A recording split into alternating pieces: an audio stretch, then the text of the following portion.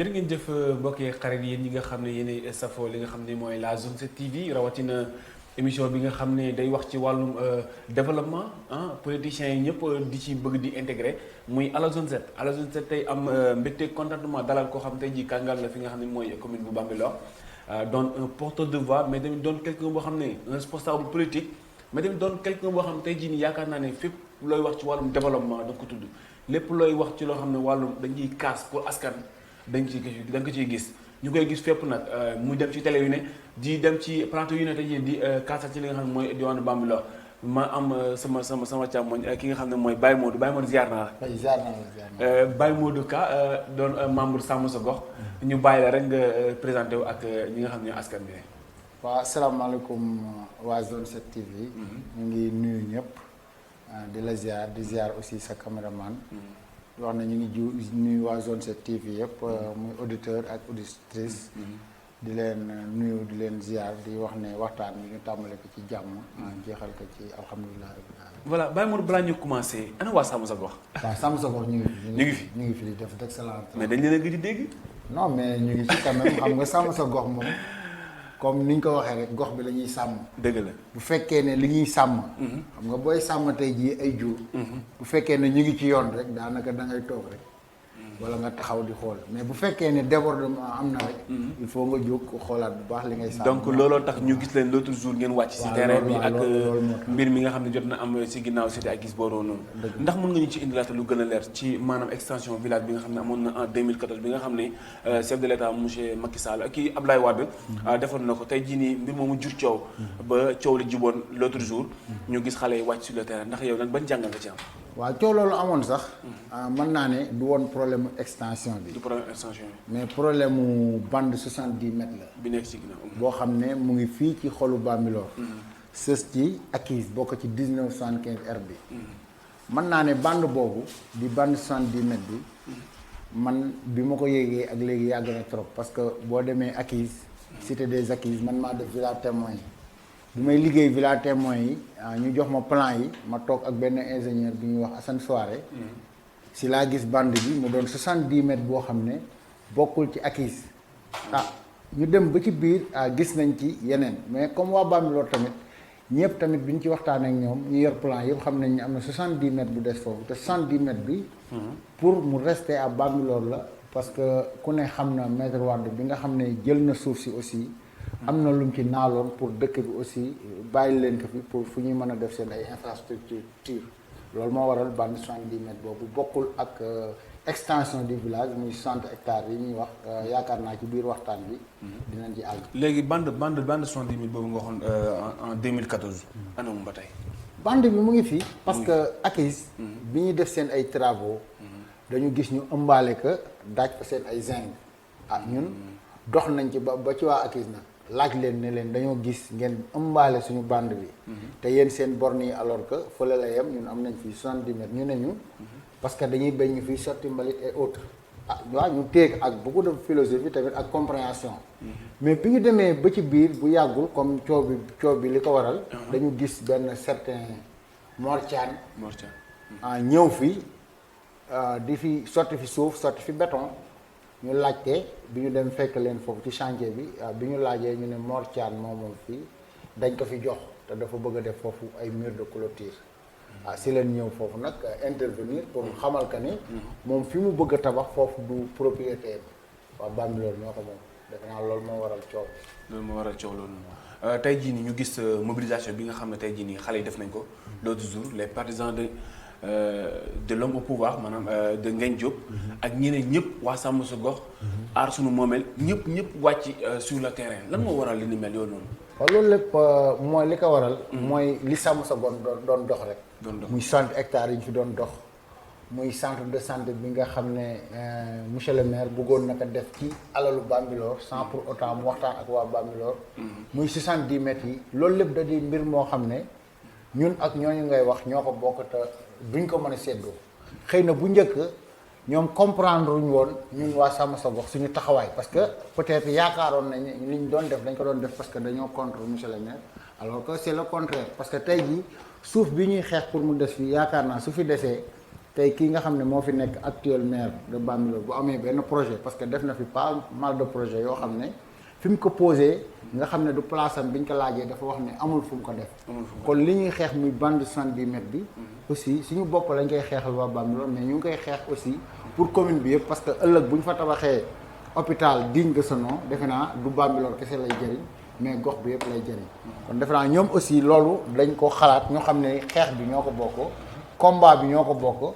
moo tax ñoom ñëpp tamit ñu ñëw autour de sàmm sa gox ànd aussi ci xeex bi. ñu gis aussi taxawaayu ki nga xam ne mooy ndey ji réew di Abdoulaye Sylla le président du foyer des jeunes Abdou Karim Fickou ñoom ñëpp doon ay porteurs de voix yéen aussi ñu gis lañ ñu gis aussi seen benn membre di Tafa Sarr. moom tey vraiment def intervention boo xam ne gars yëpp apprécié nañ ko. tey sàmm sa gox donc dafa mel ni kon mu ngi ñëwaat sur le terrain. wala musul jóge sur le terrain sàmm sa gox moom. comme li ma la wax rek musul jóge sur le terrain. sàmm sa gox da di comme li ma la wax léegi. bu fekkee da ngaa nekk di sàmm moom li ngay sàmm tant que mu ngi nekk ci yoon rek. man ngaa nekk taxaw rek di seetlu mais bu fekkee li ngay sàmm moom am na débordement rek defe naa moom mooy laaj comme li xew nii bu débordement amee li ngay sàmm par exemple boo doon sàmm sa nag mu dugg si toolu jàmbur il faut nga def ay action dëgg la pour loolu mën fee jóge defe naa sàmm sa gox musul toog parce que ñu ngi yor benn groupe boo xam ne ça regroupe plus de 300 personnes te ñu ngi waxtaanee lépp luy problème dëkk bi à chaque fois xëy na nag ci événement yu mel nii si la nit ñi gën a gisee sàmm sa gox ñu sàmm sa gox moom musul toog mu ngi bind mu ngi alerté mu ngi def lépp. aussi ñu gis Bambilor Info de passage de salut de passage seen red chef di ki nga xam ne Birame Khary Ndao mu interpellé monsieur le maire ci cadre ci wàllu boobu noonu. ci wàllum affrontement bi nga xam ne booy defoon nañu ak yenn policiers yi nga xam ne amoon na fi donc ci maanaam bande boobu noonu tey jii nii. ñu jox ko koo xam ne tey jii nii maanaam tokk fi aussi doon loo xam moom la askan bi la. mu intervenir mais dafa wax carrément que ni du gàggantikoo ci mbedd. donc kilifa la nee na kilifa la te kilifa du gàggantikoo ci mbedd. tey jii nii yéen ngeen joxoon ko benn délai de 72 heures. fan la mujjee est-ce que tey revenir na leen ci cadre boobu wala déet. waaw ñun du moomu lañ joxoon délai. parce que encore une fois titre foncier compétence état la. mais du compétence su collectivité locale. te xeex bi ñu doon xeex aussi du moom lañ doon xeexal. mais ñun ki ñu doon xeexal mooy nit ñi nga xam ne gis nañ ne. parce que am na 4 personnes yoo xam ne dañu dagg ci bande 70 mètres bi ku nekk ñu daggal la sa part wutal la bàyyi. te bàyyi moom Sénégal fii ku nekk xam nga li fi xew. dañu lay wutal carte d'identité te fekk amuloo sax kayitu judd. waaw loolu moo fi xew. léegi nag loolu la Bambilor nanguwul. moo waraloon Bambilor tamit di ci xeex te defe naa bi ko seen naataangoo boobu laajee. li mu ci wax mooy kilifa kenn du ko gàggante ci mbedd. yaakaar naa am nañu ko fekk këram tamit. télévision yi fekk nañ ko këram. effectivement mais defe naa aussi waxu si. waaw ba tey naa aussi waxu si ba léegi daal ñun déggaguñ ko si. ba tey déggaguñ ko. ba tey tamit for nañ ci weewu béy que ni moom mbir moom nu réglé nañ ci weewu béy laa wax nag. non gis naa ko ci benn publication Birame Khary Ndao Bambilor Info que ki nga xam ne mooy monsieur le maire ngeen jóg ci boobam dédommagé na waa ji nga xam ne moom lañ joxoon site boobu nag pour reprendre li nga xam mooy site bi. ci yenn information man li ma gëm. parce que man personnellement wax na ma ne. foofu xamu fa dara. xamul musul xam ne am na 70 mètres bu nekk foofu. kon su ma déggaatee ñu ne rek la na problème boobu ak waa ji tamit loolu dina ma jaaxal parce que man jusqu'à présent li ma jàpp suuf bi mbirum état la état moo ko joxe parce que wax nga ko léegi président Wade en 2007 2006 du moins la génn décret def extension village yi ñu wër yépp nga xam ne ñoom ñoo bokk 1975 R bi kon 2014 ak léegi defe naa yàgg na boobu ba léegi nag population bu ñu toogee di xaar pour ñu jox leen seen këyit officiellement pour ñu xam fi ñu tàmbalee ak fi ñu yem toog un bon jour ñaar wala ñetti nit jóge fële rek bëgg moom lu askanu lëmm moom loolu moom population bu ko nangu même bu fekkoon ne président de la république moo jox kooku yaakaar naa kooku day ñàkk parce que population moom loolu du ko mën a nangu. loolu am na donc mu doon loo xam ne donc askan bi fipp woon nañ génn ci li nga xam ne mooy mbedd mi comme ni ngeen ko gisee ci image yooyu noonu. donc xam naa danañu ci may benn extrait rek ngeen xool ko laataa ñuy ñëwaat revenir ci li nga xam mooy plateau bi. nga gis sa intervention ki nga xam ne mooy ndey ji réew di Abdoulaye Sylla ak ki nga xam ne Abdou Karim Fickou donc ñu dem seeti ci élément boobu noonu ñëwaat sur le plateau. membre collectif Sàmm Sa Gox ndey ji réew. li ñu indi fii tey mooy wax ci kàddu Mbambilor yëpp ndax ku gis ñi fi taxaw xam ne toute obédience confondue ñëpp ñu ngi fi kilifay Mbambilor yëpp ñu ngi fi ñi jiite xale yi ñi jiite parti yi fi nekk yëpp ak ñi nga xamante ni bi ay kilifa lañ borom kàddu borom baat ñëpp ñu ngi fi yàlla dafa dogal jamono yi weesu am ku fi ñëw di jël suuf si nga xamante ne si waa Mbambilor ñoo ko moom Mbambilor yëpp yëg ne ñoo ko gën a soxla bi ci jiitu mooy li tax Mbambilor moom ko mooy décret 103 2006 dafa wax ne 1975 R bi buñ ko jëlee ci général Bertin dañ ko fiy teg pour yokk dëkk yi pour ñu yaatu seen njaboot am fu ñu nekk ëllëg ñuy dox ba 2021 ñu 2020 am ñu dugg ci bureau signal ay nit ay kayit ne leen dem leen ngeen jël suufu Mbambilor ci jamono boobu fekk Mbambilor yëpp ñu ngi taxaw di xeex di wër di ut fu ñu def centre de santé hôpital gare routière terrain de football ak cimetière mu tekki ne ñun ñu ngi am ay jafe-jafe yu bëri ci am suuf ñu ne nag balaa ngay jox ñeenti nit alalu dëkkub lëmm ñun duñ ko nangu looloo waral ñu daje woon fi tey pour assemblée générale d'information ñu wax ne duñ ko nangu tey duñ ko nangu ëllëg lu mu jaral ñëpp jaral nañu ndax ñoo ko moom li ñu moom duñ ko xëccoo lii nag alerte dong la dañ doon wone ne suñu yëf ñoo ko moom suñu yëf yooyu ñu moom la képp ku bëgg a ñëw fokkartiku di nga fi fekk Bambilor yëpp ndax tey yàlla dimbali ñu ba Bambilor yëpp joxante loxo seetuñu parti bii la wala parti bële mais Bambilor moo fi taxaw njabootu Bambilor yëpp ñoo fi taxaw joxante nañ loxo incha allah lu fi ñëwati itam noonu la ñuy def dinañ taxawaayu doomu Bambilor ndax suñu kilifa yi fi weesu noonu lañ mës a taxawee ba tey ñuy dem ba 2020 di fa fekk suuf soo xamante ne depuis 1900 la woon kon taxawaay boobu moo fi yeesaat tey lii xew nag sànq ci mbedd mi mooy xale yi yëg nañ ci seen bopp yëg nañ ne yëf yi duutul mag ñi rek ñooy dem di ko doxi si bureau ñu génne dem si tali bi ñu woowaat leen indi leen fii pour def déclaration bi pour que ñëpp xam ne lii moo leen naqari benn la muy terrain boobu ñaareel bi mooy 60 hectares yi nga xam ne dañ koo génn pour waa Mbambilor dañoo bëgg ñu jot ndax am na ay kaña yu fay jaar di ko caxatee kaña yooyu nag lañ bëgg ñu arrêté ñu delloo yëf yi seeni borom njaboot gaa ngi fi seen ëllëg dañ ko war a sàmm taxawul leen pour que li ñu war a fekk ñu fekk fi beneen bi mooy ACIS bii daf ñoo fekk si ñëw jël suuf si d'accord nañ waaye nañ def urbanisation boo xamante ne du tax Mbambilor tey Mbambilor kenn ñëpp ngi génn seeni kër ndax ñoo fatt yoonu ndox yëpp fi ndox mi daan jaar di dem Lac Rose yëpp ñoo ko fatt ñu bëgg ay décision yu ferme ñu jël ko si yàgg nañ see dox yàgg nañ see wax dañoo bëgg nag saafara bi di faw mooy li may wax inondation bi loolu moo ko waral Bambilor musul a inondé waaye ACIS bii bi mu ñëwee ak Comico ni ñu organiser seen urbanisation moo indi yoonu ndox yëpp fatt ba kenn amatul foo jaar bi nga xamee ñaari xale ñàkk nañ fi seen mbakken fii ci ACIS dañ ne gouvernement bi dafay yebal ay kilifa ñaari ministre ñëw nañ fi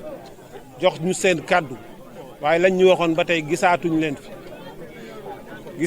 fi kon ñu ngi leen di xaar ba tey plan Orsec bii ñu dégagé dañoo bëgg ñu boole si Mbambilor parce que Mbambilor ci réew mi la bokk ñoom biñ ñu indilee catastrophe yi ba pare nañu ñëw sàmmal ñu ko defaral ñu dëkk bi loolu la ñuy exiger beneen bi mooy am na projet bu fi am bu ñuy wax stade Bambilor ñu ne dañ ko bëgg a defar waaye yàlla dafa dogal stade boobu bi ko Mbambilor di ut terrain bi pour njabootam la woon ñu bëgg ñu jàppale ñu si pour que mu des pour njabootam lu tax ma wax loolu mooy dañoo am juróomi équipe nawetaan ak équipe championnat boo xam ne dañoo bëgg mu siiw ni Jaraaf ak ñaari tali te loolu pour ñu man ko suñu alal ji ñu am dañu bëgg kuñ si jàppale mu ñoŋ te dëkk fi pour que ñoom ay ressources financières yu mën a soutenir suñu équipe yooyu loolu lañ bëgg mais fas yéene ñu ko joxe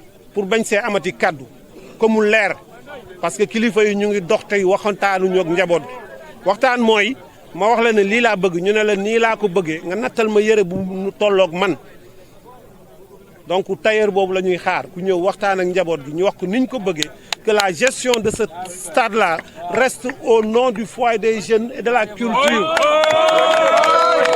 Abdou Karim Fickou nekk président du foyer des jeunes et de la culture de Bambilor. ñun li ñu tax a jóg tey mooy xeex li nga xamante ne mooy moomeelu Bambilor muy place bi du ñu nangu kenn di ko jël du ñu xaar ku fi bëgg a ñëw pour jël ko di nga fi fekk jeunesse su Bambilor beneen bi.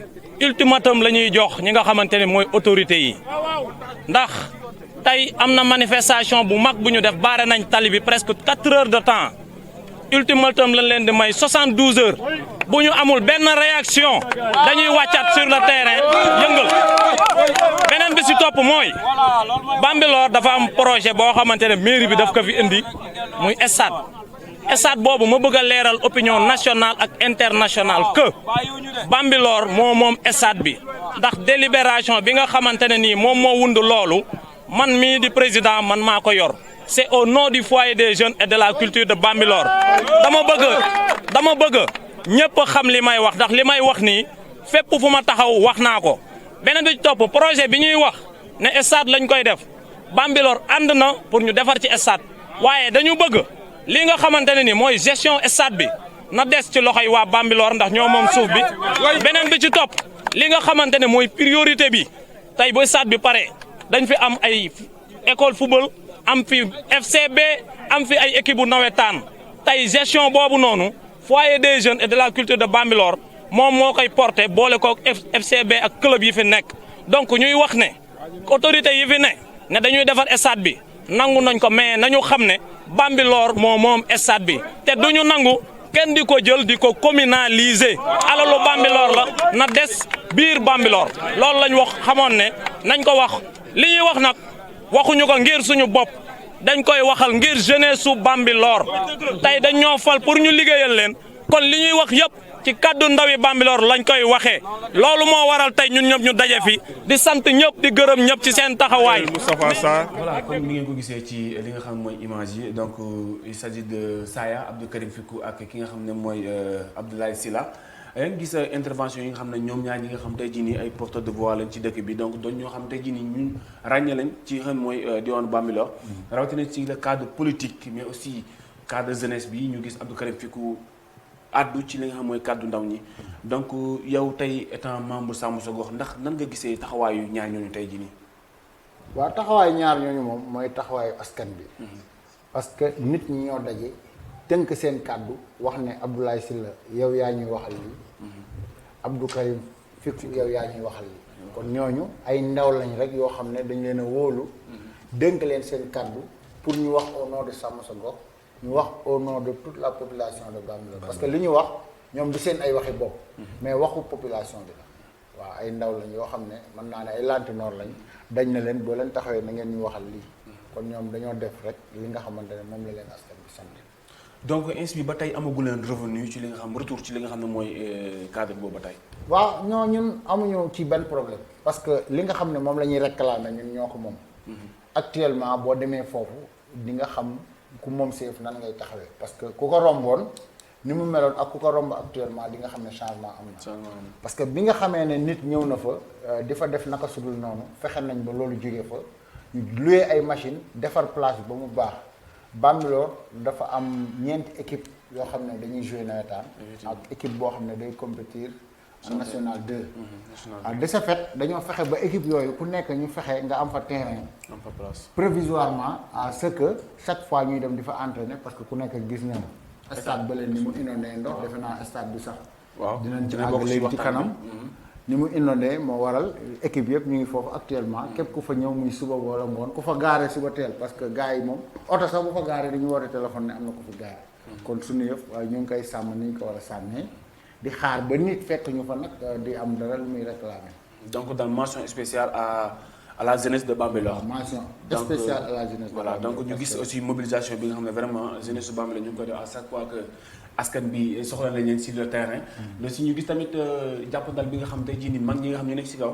comme tey jii ku si mel ni Abdoulaye Sylla wala benn Baye Modou Ka. moom mi nga xam tey moo nekk suñu plateau à la zone 7 wala tey jii Abdou Karim Fikou donc di jàllale message yu fort yoo xam tey jii nii jëmale ko ci moomeelu askan bi.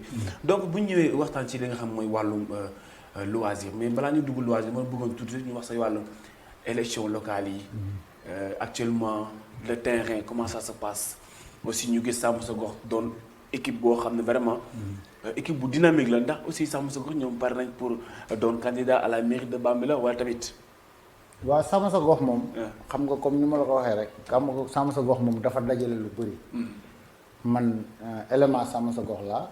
mais man PDS laay milité. PDS nga milité. tudd nga fi léegi ku ñuy wax Abdou Karim Fikou xam nga bokkuñu moom mu ngi APR. effectivement Abdoulaye Sylla ndey ji réew. kenn gisu ko ci politique. waaw. am na ñu bëree bëri ñu nekk biir Sàmm Sa Gox muy waa PASTEF muy waa PUR bëri na daal ay parti yoo xam ne ñoo regroupé wu nekk ci Sàmm Sa Gox. kon Sàmm Sa Gox du cadre politique mais cadre de développement la. bu xam ne dafa rassembler doomi dëkk bi yëpp. waaw xëy na nag peut-être ci biir bu ñu demee ba ci biir. xëy na ci élection yi mën naa am. parti yi nga xam ne ñoom ñoo daje biir Sàmm Sa Gox. xëy na mën nañoo bokk gis-gis te buñ bokkee gis-gis aussi mën nañu ànd ci élection yi. ba tey nga doon membre Sàmm Sa Gox mais tey jii nii ñu gis caution bi nga xam ne gars yi déposé nañ ko pour wax nañ ko déclaré nañ ko boo xam ne génn na décret bi génn na que 15 millions ngay déposé pour mën a doon candidat à la mairie. donc yow étant yow aussi porteur de voix tey jii nii yow yaakaar nga ne loolu lu jaadu la pour doon maire kese sa diwaan. ndax loolu lu jaadu la loolu moom lu ñëpp déploré la parce que pour dem élection locale rek. bu ñu indee ay caution yu toll noonu defe naa pour éliminer na ñu bari la. mais ba léegi nit ñi tamit seen pas-pas ak seen bëgg-bëgg tamit rongo na loolu parce que su fekkee ne 15 millions la ñu teg nit ñi te ñu bëgg jiite askan wi aussi defe naa ñoom lu mu leen jaral ñoom tamit mën nañu jaral te loolu xëy na ñenn ñi ñooy am problème mais ñun ci parti lañ nekk parti démocrate sénégalais ak parti yu bëri parti yi ñoom amuñu ay problème question peut-être ñi nga xam ne dañoo nekk ci ay mouvement wala yooyu yaakaar naa ñoo ñooy am problème bi. waa PDS ñu gis aussi ki nga xam ne mooy seen leader. wala mun naa ne seen leader n'est-ce pas. mooy Danfara. c'est celui de passage vraiment. donc un grand boo xam ne vraiment yàlla dañu boole mag moom donc aussi di ko saluer de passage di ko remercier aussi ci yenn actes yoo xam ne vraiment ñu ngi koy seq man ak moom. donc di ko aussi moom mu doon war a doon seen candidat ci li nga xam mooy élection locale ndax yéen a ngi koy pare. bu baax a baax a baax. mooy gis muy wàcc sur le terrain fan yii. waaw parce que c'est normal parce que askan wi ñoo koy laaj. man du bi may ñëw fii am na ñu may woo bon chaque jour que jëfee nit ñaa ngi woote si dëkk yu nekk dama bëgg gis Danfakha dama bëgg ànd ak Danfakha loolu tamit bon phénomène la boo xam ne bu existé la. dëgg yàlla nit ñi ñu ngi wuyu si. donc kon yéen a ngi mené sur le terrain. bu baax a baax parce que man dama koy gis chaque jour mooy romb di dem mbëtt. non chaque fois mel ni mbëtt moo am na gorom waaye mbaam déen ba fi may wax ak yow ak gorom de. le fief du maire am na ay nit ñu fay réclamer bu baax. même dans la semaine war nañ dem foofu ay réunion yu am solo incha allah. ci tënk rek ñu gis benn image boo xam ne bu jéggi dayoo boo xam ne vraiment c'est à déplorer un militant du ma ne un militant de kii ou de kii benn jeune sax laay wax. bu ñu gis mu jël benn yére ki nga xam ne mooy Mamadou Danfakha. ñu bind si t-shirt bi benn photo Danfakha nekk ci aussi ñu def si Mamadou Danfakha soutient la jeunesse de Médina Bambilor ñu gis kooku jël li nga xam mooy photo boobu noonu wala t-shirt boobu noonu brûlé ko. tey ngeen doon li nga xam ne mooy partisan ki nga xam ne mooy Danfakha ban jàngat nga ci am ci loolu noonu. loolu moom daanaka amul jarul benn jàngat parce que liñ ci mën a wax. bari na mais jarul wax bu bari parce que tey jii loolu dama lay wax li ko waral rek. parce que ñaari équipe yu dëkk Médina Bambilor di football. benn équipe bi ñëw ba ci Mamadou Danfakha nekk dañu bëgg nga confectionner ñu ay t-shirt jàppale ñu ci bés boobu. effectivement ASC Médina Bambilor ñoom ñoo organisé. Danfakha jël ci poosam. génne lu ma 300000 defar ay t-shirt woo xale yooyu nga xam ne ay jeunes Médina Bambilor lañ. di équipe de football mu may leen ay t-shirt pour ñu sol ko ci jour boobu Danfakha il n'était même pas présent ci jour boobu. mais kon loolu da ko defoon ngir jàppale jeunesse Médina Bambilor kon jeune Médina Bambilor bu regroupé t-shirt yooyu di ko taal kooku deful dara daa fa au contraire moom boppam lay def parce que defe naa li mu def jëriñu ko lu bëri te yàqal na ci boppam lu bëri c'était pas la première fois parce que récemment organisé nañ fa manifestation ñu ñëw brandir ay gaz yi def ay pompe à gaz ak yëpp terewul waa Médina Bambilor ñoo ñëwaat organiser manifestation bi ñun nag ay démocrate la te yooyu yëngaluñu te aussi nekkuñu foofu tamit parce que yooyu yëpp jaar nañ si te defe naa ku nekk parti opposition moo daan faral sax du def yu mel nii ñun nag démocrate lañ xeex nañ def nañ façon bu ne mais yooyu moom wax dëgg yàlla dépassé nañ ko bu ñu gisee ku koy def sax ay ree nga parce que man depuis lors maa ngi jéem a am aval ki nga xam ne mooy le président même d'Anfaxa jéem naa ko interpeller une fois pour à ce que mu wax ci cadre boobu noonu mais jusqu'à présent dafa ma boole ak ay ndawam léegi te ndawam yi ba tey réagir moo taxoon ma ne naa ci profité rek li ñuy wax dàq mbaam waxaale sa soxla donc justement donc dañuy wax ci li nga xam ne mooy actuellement les navétanes presque commencé na léegi mu commencé ñu gis suñu stade bi ni mu mel déjà mën nañ ne bassin de rétention la sax mën nañ ko wax parce que dépositoire la gars yi def fi ne nii di fa déposer yenn ndox yi donc yéen étant tamit jeunesse ba tey jeune Bambilor yéen nan ngeen di préparer li nga xam mooy suñu stade bi ni mu mel te aussi mu doon moomeelu dëkk bi parce que moo fi jiitu commune bi su ma jumut donc tey jii ñu dem à un moment donné ñu war ko tabaxaat defaraat ko donc loolu nar a doon moomeelu commune bi est-ce que yéen tey jii nii étant jeune fii ci dëkk bi yéen d'accord ngeen ci loolu noonu. waaw loolu moom def naa déclaration yi nga xam ne moom la ci Bambilor am. Abdou Karim fi ko wax na ko à travers bon Sen TV à travers. Jokko wax na ko ci presse bi yëpp. waa Bambilor ñoo ko wax loo aussi. parce que stade boobu dama la ciy indi historique tuuti. parce que Bambilor dafa amoon benn stade bu nekk booy dugg Bambilor à gauche mooy fii Sedaf ne. Sedaf nekk waaw. muy terrain bu mag boo xam ne. ku ñuy wax Mbaye Ndiaye Nioro xaw ma ndax dégg nga ko am. dégg dama koy dégg waaw. moo ñu ko mayoon. terrain boobu ñu fay football di fa football suñu ancien grand frère yi. naa moo doon foofu moo doon terrain Bambilor bu mag. ñuy dem ba yàlla àtte maître Wade. ci nguuram mu bëgg a def 10 SEDAF au Sénégal mais ci département yi la ko bëggoon a def te fépp fu mu koy def day bëgg mu doon loo xam ne day am visibilité bi ñu ñëwee fii Bambilor ñu proposé ñu suñu terrain de football boobu comme tamit la jeunesse la te tamit projet bi defe naa dañ ko doon def pour les femmes te ku wax ne jeune wax femme te projet boo xam ne 10 la ci Sénégal ñu war ko def ci département bu ñu ko indee sa département sacrifice bu mu laaj rek war nga ko mën a def pour accueillir projet boobu. surtout loolu moo waraloon bi ñu proposé ne ñu dañ leen di jox beneen terrain. clôturer leen ko defal leen grille de protection bu ëllëgee sax mën nañ dem ba defal leen ko stade multifonctionnel loolu lépp dañ ñu ko diggoon na loolu moo waral ñu bàyyi terrain boobu pour ñu poser fa budget bi nga xam ne moo fa nekk actuellement. ñu jox ñu terrain bi le ministre Omar Gueye au temps moom moo nekkoon PCR bu Sangalkam mu defar ñu délibération au nom du foyer ñun ñoo ko wax naka def ci turu foyer. délibération boobu dégg nga Abdou Karim Fiko li mu la wax mu ngi ci moom.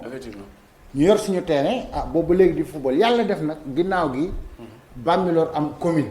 bi Bambilor amee commune équipe yi ñëw di fi football. ñu partagé ko ak ñëpp nag. mais taxul Bambilor ñàkk terrain bi yaakaar naa parce que terrain bi.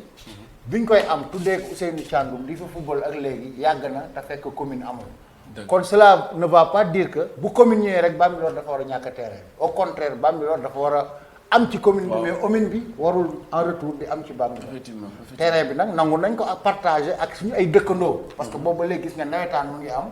ñoom ñu ngi fiy ñëw di football. waa zone ñëw ñu bàyyi leen ñu jël ay recettes sax di def seen poste di yóbbu te stade bi Bambilor moo ko moom alors. de retour su fekkee ne dañ ne DGPU dafa bëgg defar stade Bambilor ñun dañoo xëy rek gis ñu samp fa ay tableau wax ne DGPU dafa war a ñëw defar stade bi au coût de 300 millions d'accord ñu tàccu bon Bambilor la ñuy defaral kon bu ñuy defaral Bambilor nag defe naa amul benn doomu Bambilor buy taxaw di ko bañ wala nga naan kenn du defaral Bambilor waaye lépp loo gis rek dafa am waxtaan li may wax toujours le maire toujours li tax muy raté ay projet am mooy du jiital waxtaan li ma lay wax projet bi ba fi may wax ak yow nii ñun xamuñ ci dara yëgaluñu te dégg nañ ne waa DGPU ñu ngi ñëw te récemment gis nga terrain bi ni mu mel parce que ku ne xam nga inondation bi xew fii ci Bambilor suñu dëkkandoo yi nga xam ne ñoo sës ci terrain bi ñu ci bëri ndox mi mu ngi seen benn biir néeg jusqu'à présent fi may wax ak yow te amuñu fi bassin de rétention amuñu fenn benn moyen bu ñu defee conduire ndox mi loolu moo waral ndox bi le préfet joxe ndigal ñuy sotti ndox mi ci stade bi waaw te defe naa loolu aussi tamit balaa ngaa tal football nga tal foo toog ba lekk wala nga tal foo toog ba jàng wala nga noyyi waaw te loolu nga nekk à l'aise quoi nga nekk à l'aise d'abord nga door a tal football donc inspire ni kon mu mel ni yéen li nga xam ne mooy tabaxu stade bi d'accord ngeen ci déjà non bañuñu xam nga nit bu ñëw sa kër ne la dama lay defaral nga ne ko déedéet mais ni mu lay defaralee tailleur bu lay ñawal dina jël sa mesure waaw dina xam ni mu lay dagalee dina la proposer bonne façon ñaw nga bëgg loolu amagul te loolu moom bu amagul kenn du tabax benn brique kenn du ko teg ci stade Ousseynou Thiam te dafa mel ni DGP yi ñoom pare nañ pour ñëw waaw pare nañ pour ñëw mais xëy na bon li leen fi war a indi tamit dafa des parce que ñun ñi nga xam ne ñun ñoo moom suñu kër ñu war ñoo tabaxal xamuñu ban façon tabax la ñuy tabax xamuñu ba xam dañuy tabax suñu kër ba pare nañu du ngeen fi duggaat kon wala ñu ñoo defaral au moins dinañ am ay éclaircissement que ne buñ defaree terrain bi ba pare dina rester nekk terrain Ousseynou Thiam li ñuy wax naan kenn jënd jaan ci pax déedéet kenn jënd jaan ci pax loolu mënul nekk voilà donc peut-être xëy na dañ ci gën a am ay éclaircissement vu que tamit projet mu ngi en cours donc au fur et à mesure affaire yi dem dinañ mën a xam ndax carrément que ni consensus mujj na am ci jeunesse bi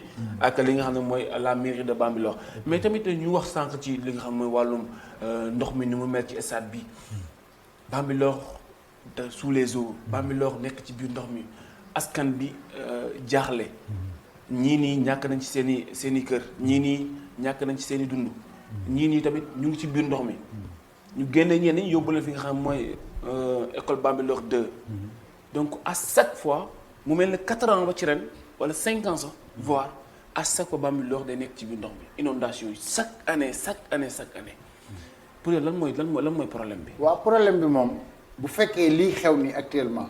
mooy continuer lii rek moom mooy mas a xew ndaxte Bambilor man fi laa juddoo fi laa yaroo fi laa màggee. dem naa ba am mën naa ne 30 ans 35 ans mosuma gis inondation fii ci Bambilor bu tawee nga génne après 1 heure de temps doo gis benn ndox. nga lal sa basang. waaw da ngay lal sa basang doo gis benn ndox mbedd yi sax day rafet. mosuma xalaat ne ndox dina taa fi si à Bambilor. mais bi nga xamee ne les cités commencé nañoo dugg si Bambilor. muy Comico. muy la cité des acquis. muy caisse de consignation ñëpp cité yi di ñëw parce que toujours li may wax.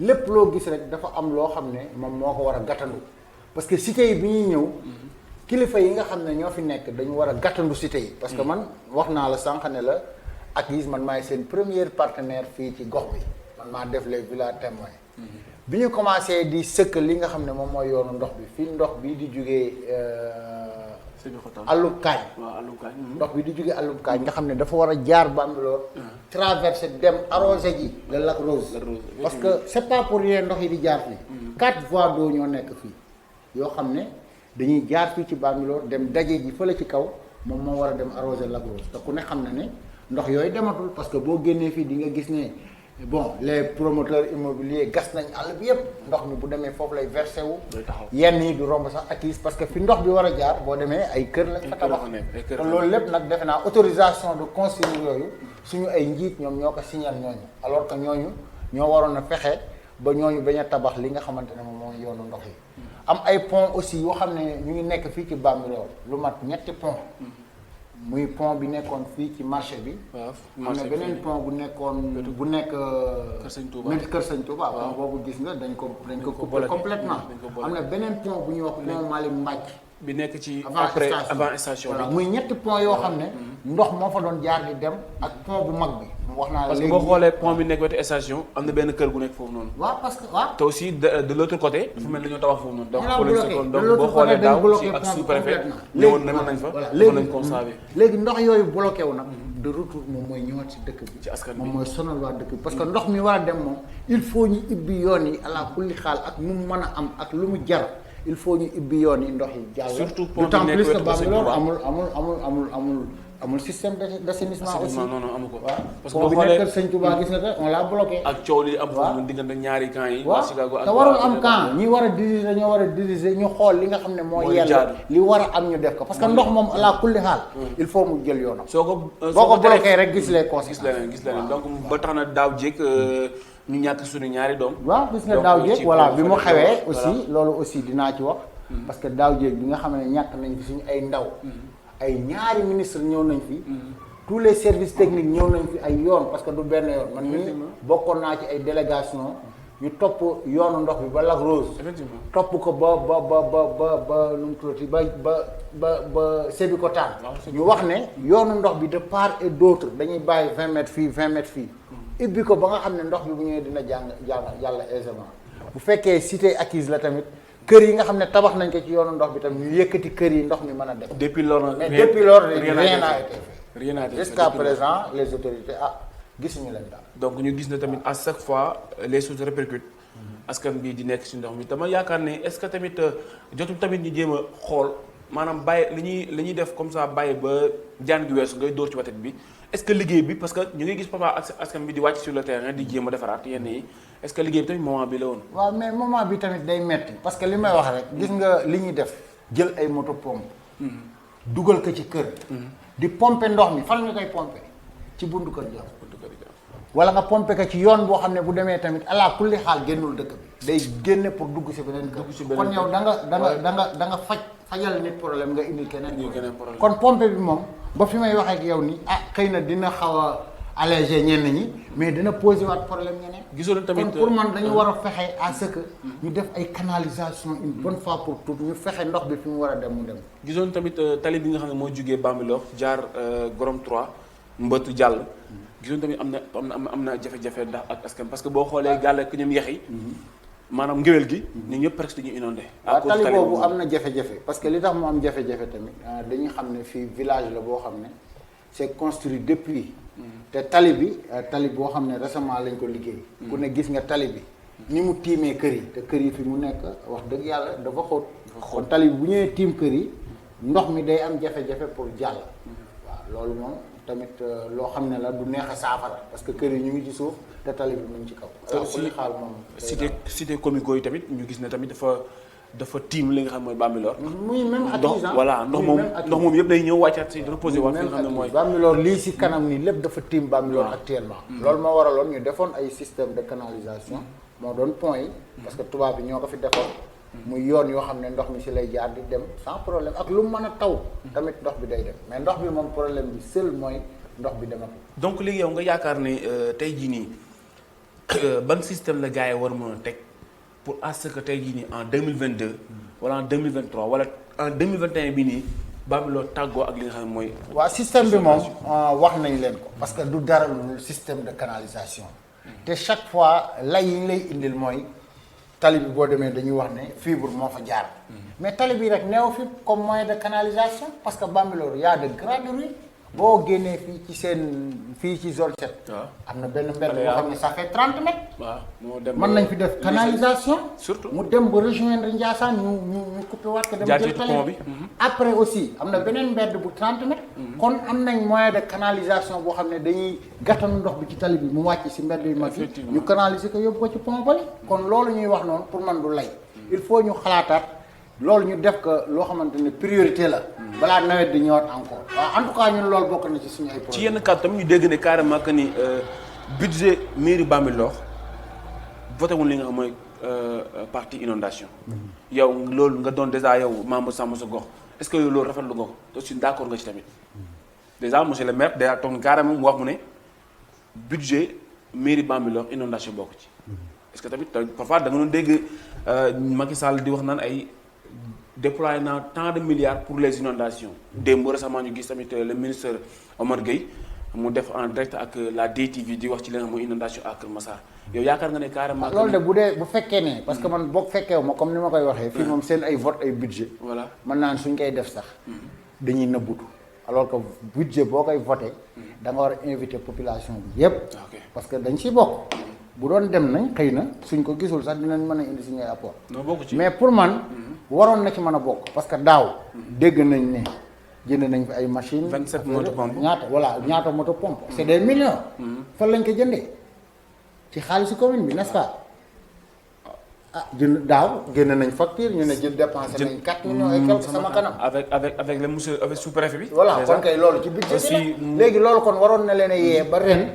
bu ñuy voté budget. nga programme nga ci budget bi xam ne am na lu leen di xaar parce que comme amaguñ canalisation. moyen boobu rek lañ mën a utiliser tamit pour soulager population. est-ce que tamit population bi dañoo war a xaar li nga xam ne mooy réaction autorité yi. est-ce que tamit waru mën a demal parce que ñàkkul de bonne volonté yoo xam ne tey jii ñu ngi fii yoo xam ne.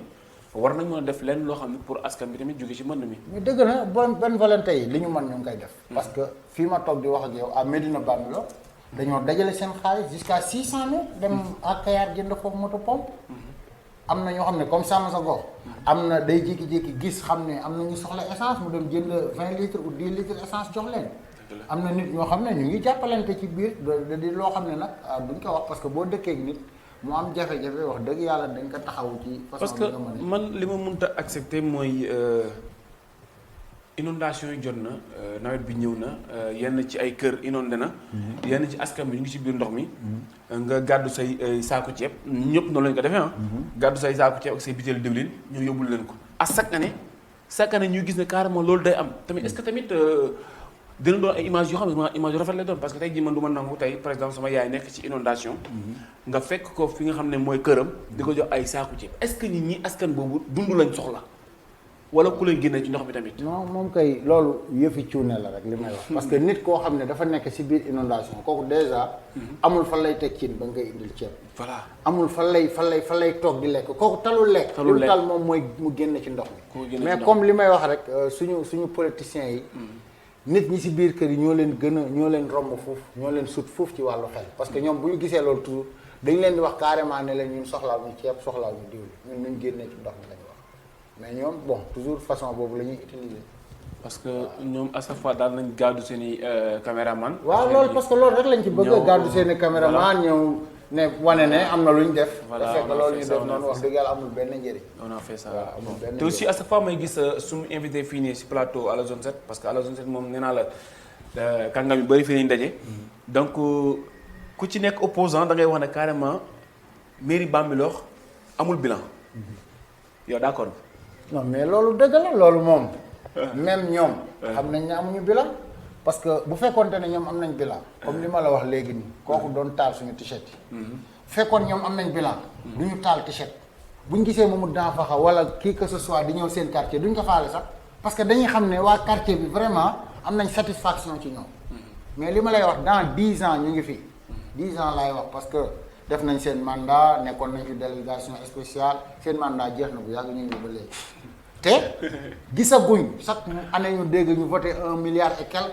te tey ji Bambilor muy dëkk bi gën a mag nga xam ne boo waxee si dëkk yëpp ñu ne maire bi lu mu am Bambilor la ko yóbbu benn infrastructure moo fi nekk muy marché bi matul 100 millions kon milliards yi ñu voté yëpp fa la nekk kon ñoom lan mooy seen bilan amul dalool lu ñu mën a présenté tekk ci table bi wax dëgg yàlla amul benn dëkk bu ñu def infrastructure boo xam ne da nga koy xool nga xam ne lii vraiment c'est quelque chose boo xam ne c'est lu ñu mën a téye la ko. léegi l'opposition lan la pare moom pour def kon. puisque ñoom nanguñu présenter bilan. waaw léegi da ngeen ni daa am lu ngeen teg pour élection yi di ñëw genre wala. non l'opposition moom comme li ma la wax rek xam nga opposition li mu man bëriwul li mu man mooy li nga xam ne. moom mooy ay moyens. dëgg la li nga xam ne moom lay liggéey di ko ñax di ci jàppale population bi. te je pense que ñu ngi koy def parce que ñun ci suñu côté ku dugg si dëkk bi di nga xam ne ñu ngi yëngu ci côté social ñu ngi yëngu ci côté yëpp. mais ci li nga xamante ne si leen jëm aussi. am nañ ci ay projets yu bëri car macha allah yoo xam ne. gëm nañ ne suñu ko population bi suñu fi tegee dinañ xam ne ñi fi nekkoon pendant 10 ans wax dëgg yàlla dañ doon nelaw parce que pour une année rek mën nga liggéey fii lu ñëpp téye seen gémmiñ parce que y a les partenaires y a tout parce que ñoom ñu ngi wax déjà am nañ problème parce que commune bi léegi dañ ko wàññi nangam. commune du rëyaay bi. commune li am solo mooy potentialité bi parce que tey jii mën nga nekk ci benn commune am ay partenaires yu am solo yoo xam ne xëy na liñ mën a am sax ñun am nañ ay partenaires yoo xam ne tey jii li ñu mën a indil gëw ma ne sax amoon na fi waaw ne boo xoolee commune bi fi jógee mosoo fi gis benn partenaire boo xam ne partenaire de développement boo xam ne daana fi ñëw parce que ñoom daaw ñu yëngu sax yu mel noonu daan nañ tukki nag di dem fu ne mais fly pour dem noos ñëwaat mais mosuñu fi indi benn partenaire boo xam ne dañuy indil dara waaw bu dul partenaire yi nga xam ne les sénégalais yi nga xam de l'extérieur par exemple comme suñu frère yi nekk Bambilor bu yàggul andi nañ fi ambulance gorom à gorom def nañ ko vraiment blocage sax mën naa ne la ay blocage sax moo tax li fi war a ñëw yëpp ñëwuñu fi parce que Covid bi quoi. voilà ak Covid bi ak mais suñu frères yi nga xam ne ñu ngi à l'étranger pare nañ pour indil commune de Bambilor projet yu bëri mu ngi des rek si nit ñi ngi fi ne suñu njiit yi fi ne nga xam ne à chaque fois ñoom ñooy def ay blocage vraiment ñoom ñooy boole ak affaire yi. waaw ñoom ñoo koy bloqué donc aussi man dafa am benn cadre boo xam ne ci wàllum inondation yi moo ma gën a métti muy hôpital bi. hôpital bi mënoo fa dox du xuusoo léegi maintenant.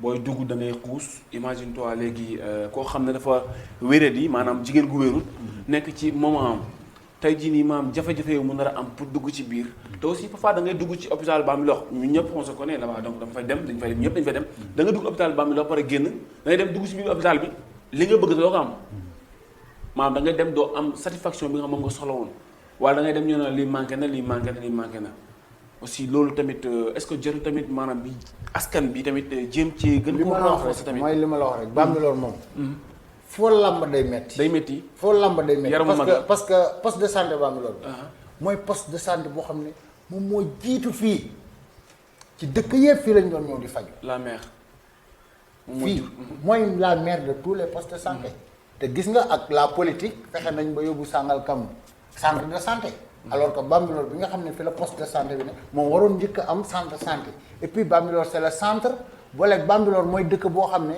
moo ibbeeku ci dëkk yëpp Sangalkam mooy Carrefour Sangalkam fii lañ doon fajoo kon bu ñu demee ba centre de santé war a ñëw ñu utiliser politique ba affaiblir Bambilor jël médecin bi yóbbu ko foofu tamit loolu lépp si politique la mooy li may wax rek nit ñi jiit yi nga xam ne ñoo nekk ci kanam ñoom ñoo ñàkk taxawaay ak aussi entourage bi ak entourage bi aussi ñoo ñàkk taxawaay rek parce que ñoom seen xel yépp ñu ngi ko concentré woon ci jaay suuf nekk ci ay terrain yu kenn xamul en ce moment si la monsieur Omar Gueye nekk di def ay affaire am ba jël l'arrondissement yóbbu ko wàññiwaat Bambilor parce que ñoom ñoo nekkoon aussi di nelaw waaw ñoo nekkoon voilà merci beaucoup merci Baye Modou yaakaar naa ne waxtaan bi gàtt na am na solo vraiment doon mbégte contentement vraiment ak la ci li nga xam mooy à la zone 7 ak doomu ngàcc bi donc vraiment di leen rappeler que ni Baye Modou Ka membre Sàmm Sa Gox la mais tamit